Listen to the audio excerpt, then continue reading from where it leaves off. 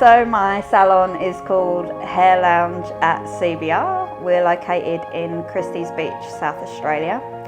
We're shop 754 Beach Road.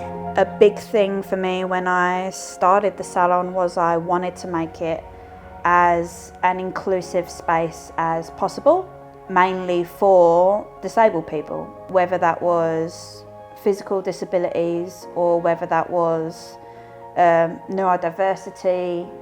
I wanted it to be a place where people could be comfortable and themselves, that they actually had a hairdresser who understood that they may have trouble communicating or they may not want to speak. I wanted to make sure that I could be that person.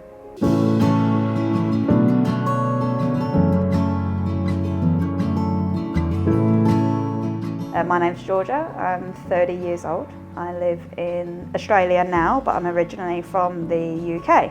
I was diagnosed autistic about 3.5 years ago. I have what is called a dynamic disability, so some days look very different from others. And one of the hardest things I've actually had to learn is to just work with whatever I can do on that day.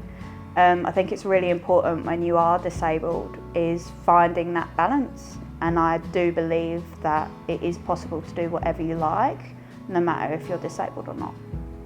Working with someone with a dynamic disability means that you have to adapt to different situations on different days.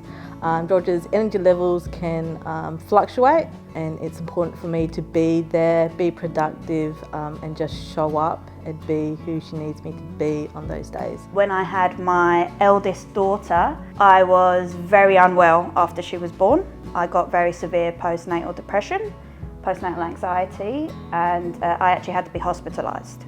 Now, when I was in the hospital, I met some very lovely psychologists, psychiatrists. They actually helped me discover that I was autistic, and that's why I was finding everything so hard.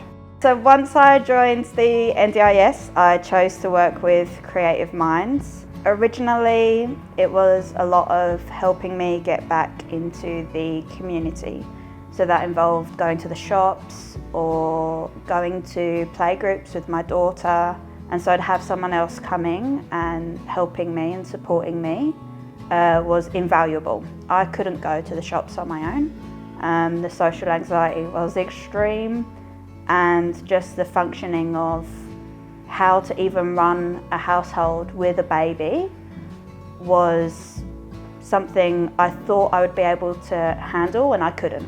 How I support Georgia is mostly around the house, assisting with helping out with the dinner routine, helping her get to and from appointments, but also tagging along for her grocery shop and being there to a tag team with her and help the rest of the family work alongside each other smoothly, and take a bit of the burden off her after her long work hours. So the support at home is also things like doing random chores around the house, the dishwasher, folding the laundry. All of these kind of things can cause my heart rate to spike and for me to become very unwell.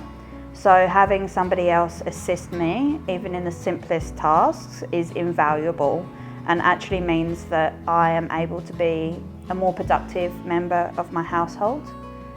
It also helps me actually spend time with my children. I then got pregnant with my second daughter, and unfortunately when I got pregnant with her, I became very physically unwell and developed a heart condition called POTS. It is treatable but not curable, and so I'll always have it now. And so this came with all other kinds of complications. I then couldn't stand as long, I couldn't do as much work as I did before. With lots of love and help and support, I actually managed to be better in the community and go back to work. I once again, after having my second daughter, was hospitalised, and when hospitalised realised that I was putting a lot of pressure on myself to be a certain way, have my family run a certain way, have our household look a certain way, and there was actually no need for it. So we decided to have a look at whether I could do my own salon. Got lots of encouragement to try different pathways first, whether renting a chair or working from home, but me being me, I decided the bigger the better.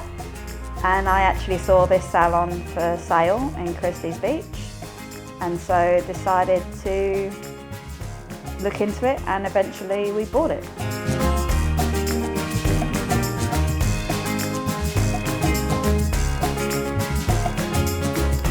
A big thing for me when I started the salon was I wanted to make it as an inclusive space as possible, mainly for disabled people, so that people who have hidden disabilities can come and know that we are aware of what the sunflower lanyard means. I do a lot of hair that is just hair. I believe that haircuts, colours and everything else is for everyone, and it doesn't matter who you are or who you identify as or who you love, what you do. If you come in, I'll give you a good haircut, basically.